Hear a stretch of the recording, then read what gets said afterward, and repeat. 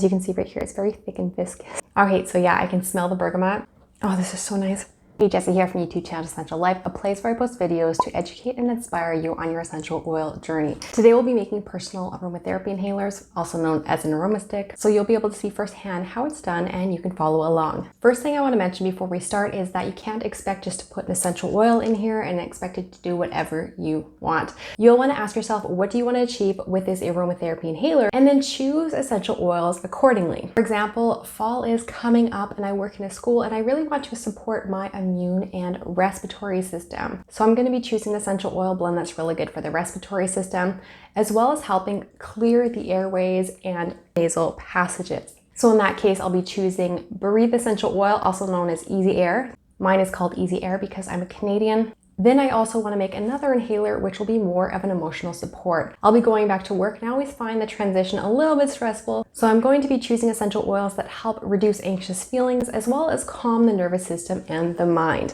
But something I should know is just make sure that you're using real quality essential oils, because there are a lot of essential oils being marketed out there that are actually synthetic and fake and can have more of a negative effect on your health than positive. So just make sure you're using quality essential oils. So let's get started. So this one I've already used. You'll see that as I take it apart, there is already a wick in there filled with essential oils. As you can see, there's a blue essential oil in there. I'm going to unscrew the top. I'm going to throw this in the garbage. And then I'm going to place a new wick inside. Some of you may choose to let this air out to get rid of the aroma of the past essential oils, but for me, I'm not really too concerned. So I'm going to grab some new wicks.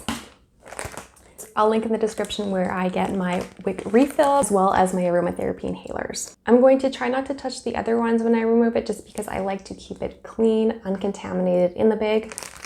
So I tend to kind of like push it up. So I'm actually going to use a little mini graduated cylinder. So the first inhaler I'll be doing is my respiratory support inhaler. And I'm going to drop 10 to 15 drops onto the wick and let it absorb. All right, so I've got 15 drops.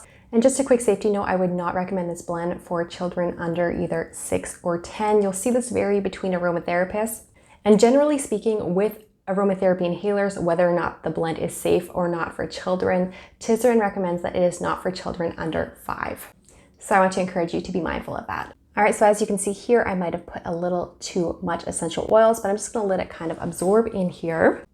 And I'm personally more comfortable using tweezers to transfer it into the glass here. And just because I want to reduce my contact with neat, undiluted essential oils. Some people will use their fingers though. I'll put it right in here. Close it up, put the cute cover on, the lid.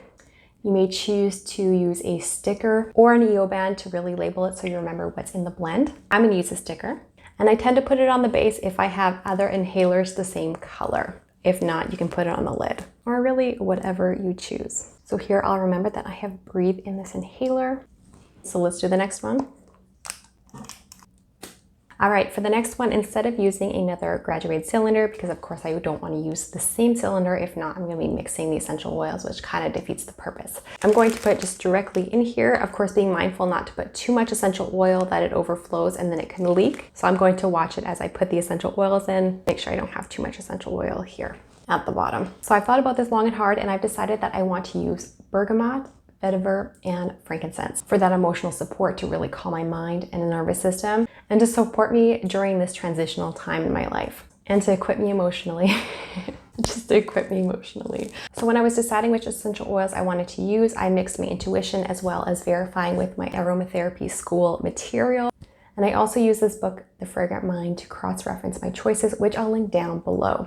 This is a really great book where you can look up different emotions and see which essential oils are recommended for you, as well as looking at the different kind of essential oils and seeing what kind of emotional effect it may have, which emotions it may promote, as well as which negative emotion each essential oil may counteract. So again, link below. Also, quick disclaimer, the links below sharing with you where I got these are affiliate links, meaning that they are no extra cost to you, but I do make a small commissions off of purchases made through these links. So out of the 3 essential oils I want to use, I really want bergamot to be the essential oil that I smell the most. Bergamot is really calming. I love how fruity it smells, as well as how it is more sedating to the nervous system and mind. I chose vetiver because for me, vetiver is just like a weighted blanket for your mind. It's something that is really grounding and kind of brings this like comforting weight to your emotions that are scattered in all over the place. And then frankincense, it is calming, grounding, and in some cases maybe stabilizing to those emotions. And also, you guys may already know that bergamot is a phototoxic oil, but when you're using it aromatically, that is not a safety concern. So I've never done this before directly in here, but I'm gonna put about 8 drops of bergamot.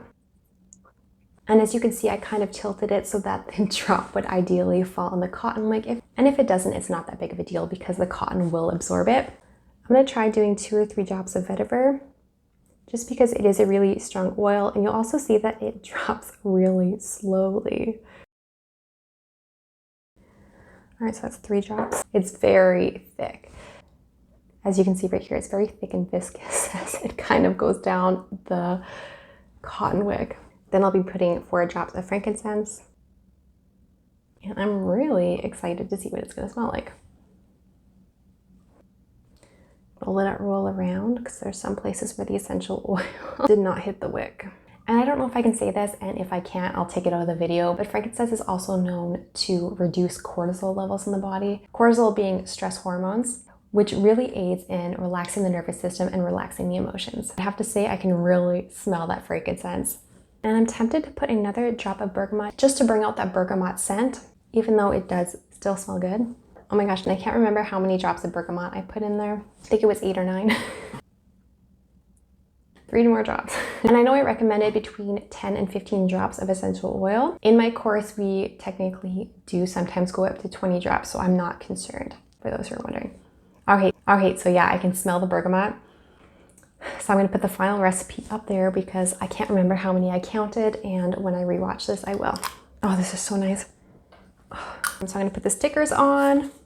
So as you can see, I have bergamot, vetiver, and frankincense on here, from highest quantity to lowest quantity. And you may even choose to put a permanent marker of how many drops you put of each so you can remember your recipe, so that if you want to remake it, you can. If you have any questions about this, feel free to ask any of your questions down below, and smash the like button if this was a helpful video for you. And look, there's a playlist all about aromatherapy inhalers if you want to see more information on this subject.